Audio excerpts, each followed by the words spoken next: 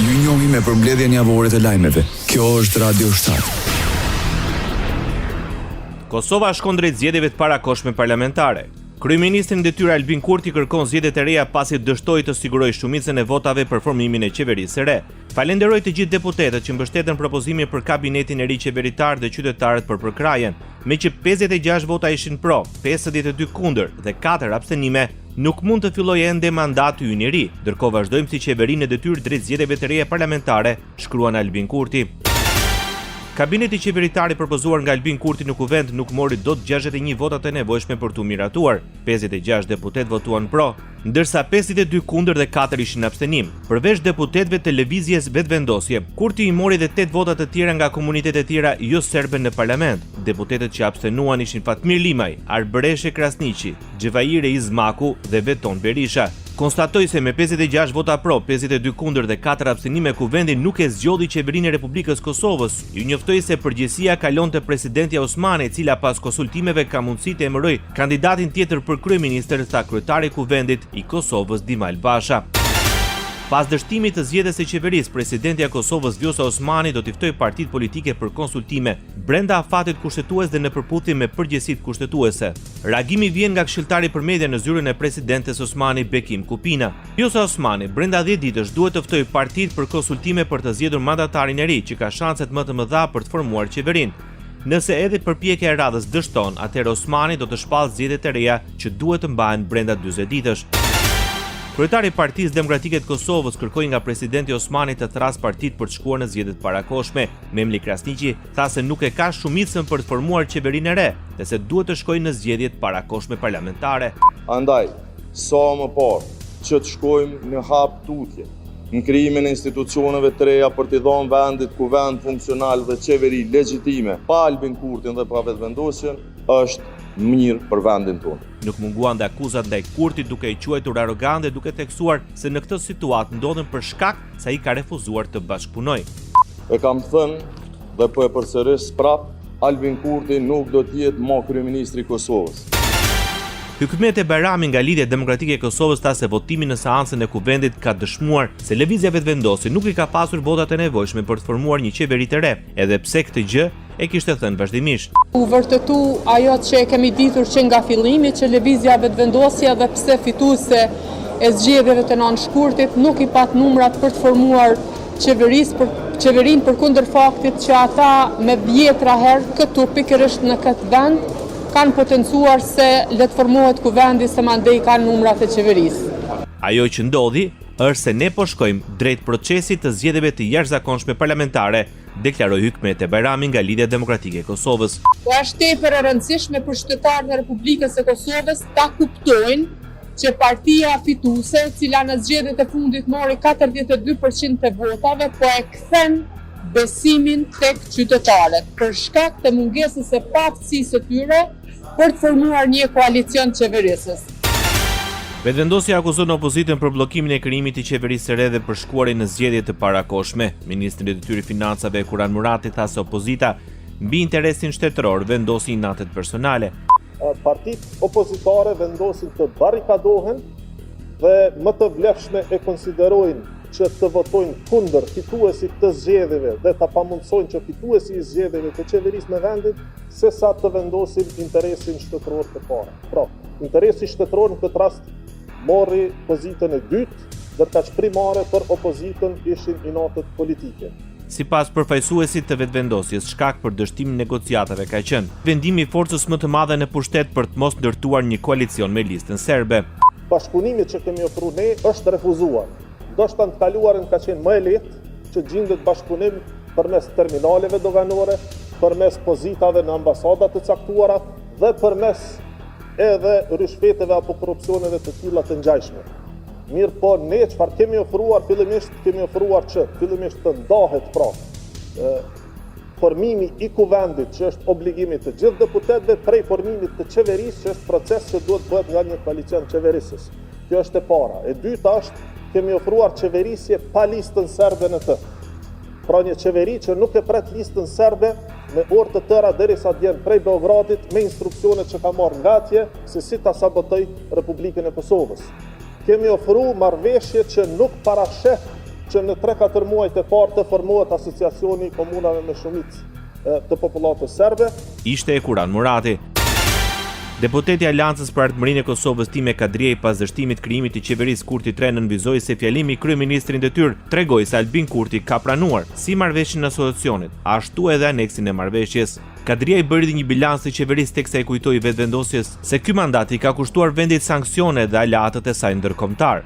Sepse ka kundërshtuar më në fund e pranoi që e ka pranuar marrëveshjen e asociacionit bile edhe aneksin e marrëveshjes. Çdo as kjo të bëhet publike në mënyrë që ata militantët e lëvizjes vetëvendosje ta kuptojnë qartë se më në fund e pranoi. Ne kemi thonë që e ka pranuar sepse kemi informacione, po asnjëherë nuk e ka pranuar si ditën e sotit. Tash është një etapë e re, s'ka më qeveri Kurti 3, vendi ose do të ketë një qeveri nga ish partitë opozitare ose do të shkojnë në zgjedhje, po me rëndësi që kjo sog dhe ky izolim e vendit më nuk do të vazhdojë. Ishte Time Kadriaj nga Aleanca për Ardhmërinë e Kosovës. Kreu i Lidhjes Demokratike të Kosovës Lumir Abdigjiku vlerëson se me rrëzimin e qeverisë Kurti ra dhe perdje e populizmit. Ra perdja, e patë edhe vetë si ra perdja. Albin Kurti nuk ka arritur që të marrë votat e mjaftueshme për të formuar qeverinë e re. Në votimin e seancës së ditës së diel, qeveria Kurti 3 mori 56 vota pro, 52 kundër dhe 4 abstenime. Kryetari i Kuvendit Dimal Basha tha se përgjegjësia kalon tek presidentja e cila pas konsultimeve me subjektet politike dhe brenda një afati prej 10 ditësh ka mundësi të emëroj kandidatin tjetër për kryeministër sipas të njëjtës procedurë. Kryeministri në detyrë i Kosovës fajson Lidhjen Demokratike të Kosovës për dështimin e krijimit të qeverisë së re dhe çorjen e vendit në zgjedhjet e parakohshme parlamentare. Në një konferencë përshtyp një ditë pas dështimit në kuvend të votbesimit qeverisë, Albin Kurti deklaroi se synimi i tij ka qenë krijimi i qeverisë me Lidhjen Demokratike të Kosovës dhe nismën, por sipas tij, LDK-ja po e pengon këtë proces. Unë nuk po e kuptoj saktësisht Lidhjen Demokratike të Kosovës, t'ju them sinqerisht. Nuk duan qeveri që udhëheqet nga lëvizja vetëvendosje dhe nga unë. Nuk duan ta formojnë qeverinë e tyre me partitë të tjera opozitare, por insistojnë disa zgjedhje të reja ku përsëri do ta përsërisin atë sloganin që ne dalim të parë. Po nuk dalim të parë. Do të thonë është një çike çuditshme për mua kjo sjellje. O bë koalicion si i treti me të parin, o bë koalicion me dytin kundër të parit, ama diçka duhet bësh. E tash kjo ka shkuar shumë larg. Kurti tha se kishte krijuar përshtypjen se kundërshtimi i tij nga LDK po bëhet në nivel personal. Kryeministri në detyrë deklaron se është në komunikim të vazhdueshëm me partnerët ndërkombëtar që Kosova t'i kthehet stabilitetit institucional. Ne kemi komunikim të vazhdueshëm me ambasadën e Shtetit të Bashkuara këtu dhe po diskutojmë se si mund t'i avancojmë raportet tona. Dhe unë besoj që kjo do të mund të arrihet, por mbase kontributi më i madh që mund ta bëjmë bashkërisht tash si shtet është pikërisht që sa më parë të mund të ecim me formimin e qeverisë dhe me normalizimin institucional të Kosovës. Kryetari i Lidhjes Demokratike të Kosovës Lumir Abdigjiku dhe ai nismë socialdemokrate konfirmuan vijimin e bashkëpunimit. Pas takimit të zhvilluar mes tyre, Abdigjiku e komentoi këtë bisedë të shkëlqyer. Ishte një takim i shkëlqyeshëm me një mik të shkëlqyeshëm siç është Fatmir Limaj, deklaroi Lumir Abdigjiku. Me pas dosht, ju me ditë ju këshëm thirrë mbrana takim. Tensionet në kampin opozitar kanë qenë të rritura në raport me nismën pas përpjekjeve të kësaj të fundit për koalicion me vetëvendosjen. Partia Demokratike e Kosovës është e gatshme të hyjë garës për zgjedhjet kombëtare për të fituar. Apeli vjen nga kryetari Memli Krasniqi në një intervistë televizive. Sipas tij, rezultati i zgjedhjeve lokale garanton rezultate të mirë dhe në ato nacionale, i cili do t'i mundësoj Kosovës të ketë një qeveri të re të udhëhequr nga PDK-ja, një qeveri e cila mundohet t'i bashkojë njerëzit e jo t'i përçajë dhe për t'i rrëzuar muret e ndarjes që i ka krijuar Albin Kurti për sa vjet dhe që i jep një vizion të ri vendit për t'i rikthyer normalitetit që ka qenë i munguar, deklaroi Memli Krasniqi. Radio 7, zëri pozitiv i qytetit. Siria një zyrtarisht Republikën e Kosovës. Presidenti Vjosa Osmani njoftoi në Riyadh se kanë arritur marrëveshje nëpërmjet së cilës Republika Arabe e Sirisë e ka njohur zyrtarisht Kosovën. Është një lajm i jashtëzakonshëm sepse bën bashk dy shtete në krijimin e marrëdhënieve diplomatike, marrëdhënieve ndërshtetërore, dy shtete që kanë vuajtur shumë nga luftrat të tmerrshme, dy shtete që kanë humbur shumë, dy shtete që kanë sakrifikuar shumë. Sipas Osmanit, kjo njohje e ndërsjellë nuk është vetëm e sovranitetit shtetëror, por dhe njohje e sakrificës së shumë brezave për të jetuar të lirë. Ky akt i vendosjes së marrëdhënieve diplomatike dhe ky akt i njohjes ndërmjet Republikës së Kosovës dhe Sirisë është më shumë se sa njohje e sovranitetit shtetëror, është edhe njohje e sakrificës së gjatë të popujve tanë për liri dhe njëkohësisht është një shprehje për kushtimit ton të fortë që të punojmë bashkë me Sirinë, që të hapim kapitull 3 të bashkëpunimit. Me këtë vendim Siria të bëhet shteti 120 që ka njohur zyrtarisht Republikën e Kosovës.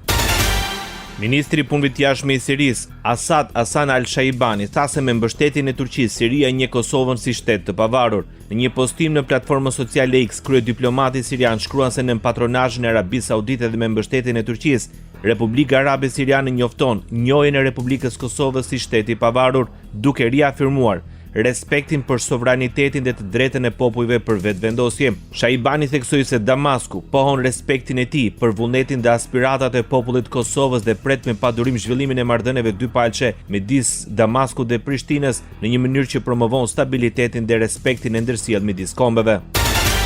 Presidenti i Shqipërisë përshëndet njohjen e Kosovës nga Siria. Përmes rrjeteve sociale, Bajram Begaj vlerëson se me këtë vendim Siria mbështeti shtetin e Kosovës dhe paqen e stabilitetin në Ballkan. Faleminderit të gjithë atyre që mundësuan këtë njohje, shkruan presidenti Bajram Begaj. Gjermania uron Kosovën për njohjen e saj nga Siria. Ambasadori i Berlinit në Prishtinë, Rainer Rudolf, uroi presidenten Vjosa Osmani dhe popullin e Kosovës për vendimin e marrë nga Siria. Në një postim në rrjetet sociale, ambasadori gjerman u shpreh se ndihet shumë i lumtur me këtë dinamikë të re, pasi si kundërthai, kjo është njohja e tretë gjatë këtij viti. Është fantastike të shihet kjo dinamikë e re, shkroi ambasadori Rudolf. Ai nënvizoi se Gjermania ka qëndruar gjithmonë në mbështetje të pavarësisë dhe sovranitetit të Kosovës. Mediumi kroat Večernji e komentoi njohjen e Kosovës nga Siria si një goditje për Serbinë. Sipas këtij mediumi, ky vendim i Damaskut zyrtar është një dush i ftohtë për presidentin e Serbisë për shkak të raporteve të mira ekonomike dhe politike në mes të Sirisë dhe Serbisë. Së bashku me Rusinë dhe Iranin, Siria ishte ndër vendet e pakta që mbështeten fuqimisht integritetin territorial të Serbisë. Pikërisht për këtë arsye, shumë në Beograd e shohin njohjen e Kosovës nga Damasku si një tradhti dhe një goditje serioze për politikën e jashtme serbe, shkruan gazeta Večernji. Politik.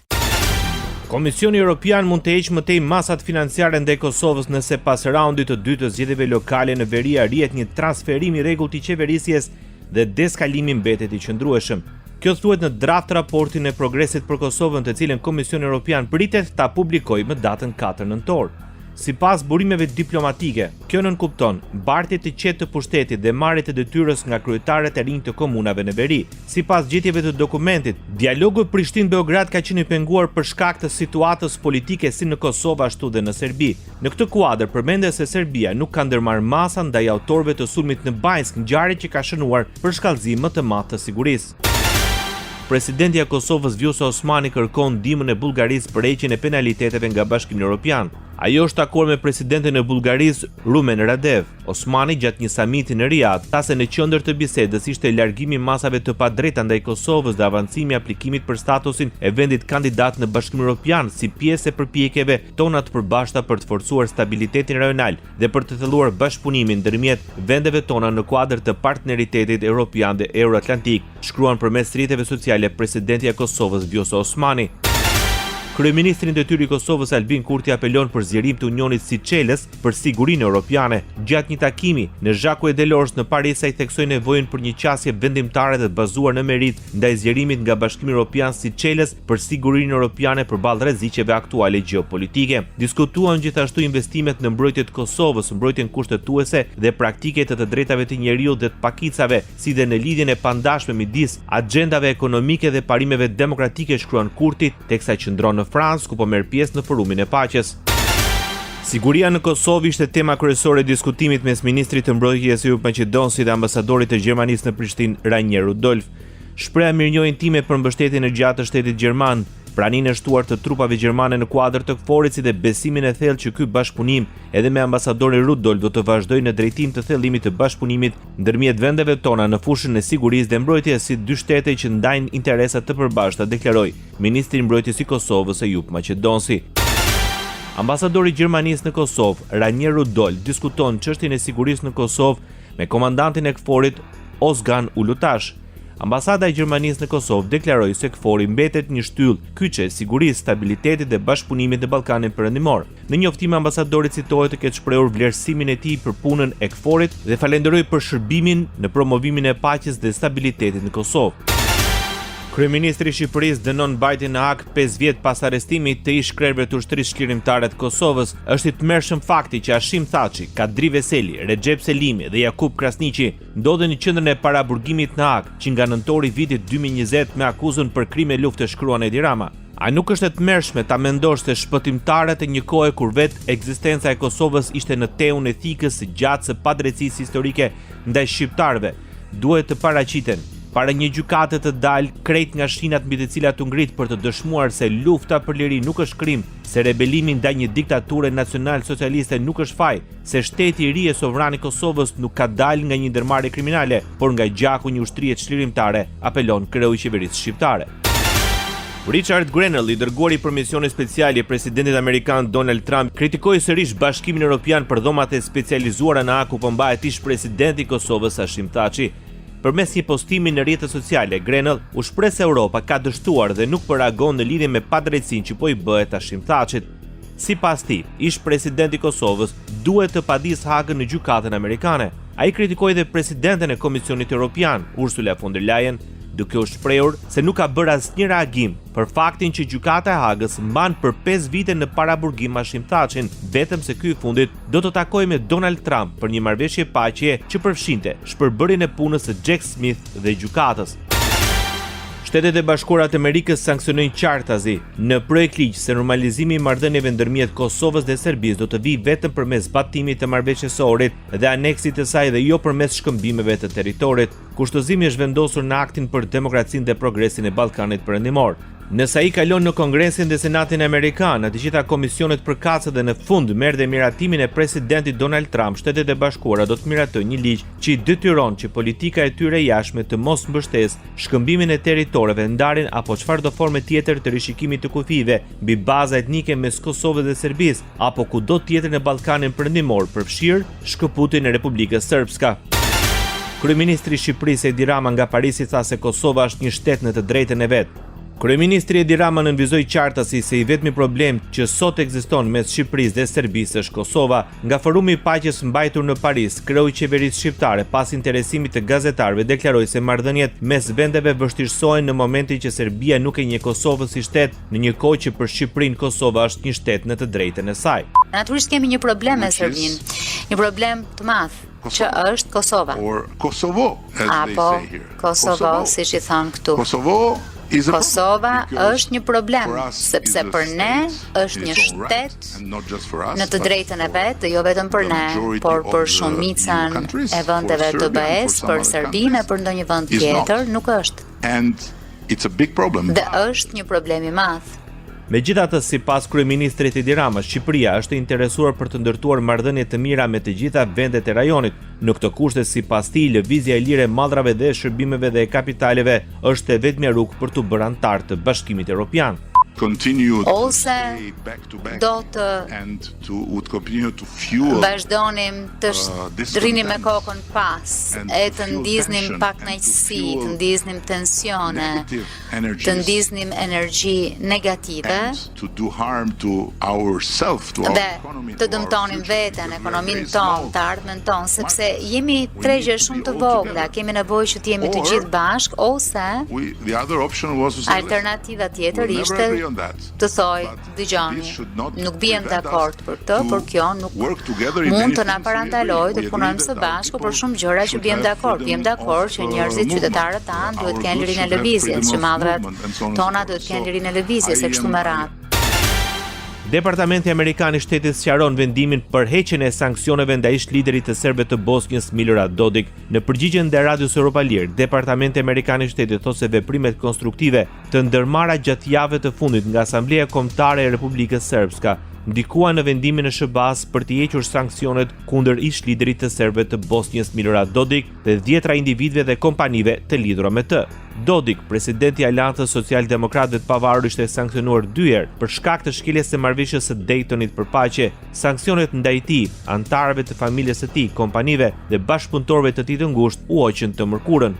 Departamenti Amerikan i Shtetit theksoi se veprimet e Asamblesë Entit Serb të Bosnjës duhet të ndihmojnë në përmirësimin e stabilitetit në Bosnjë dhe të mundsojnë një partneritet me Shtetet e Bashkuara të bazuar në interesa të përbashkëta, potencial ekonomik dhe prosperitet. Arrestohet prokurori i Departamentit Përgjithshëm në Prokurorinë Themelore në Prizren. Bej Shala është arrestuar në një aksion të udhëhequr nga Prokuria Speciale e Republikës Kosovës. Ai dyshohet për kryerjen e veprës penale marrje rishfeti. I dyshuar ishte arrestuar në vendin e punës. Ndoqet për mbledhjen javore të lajmeve. Kjo është Radio 7, zëri pozitiv i qytetit.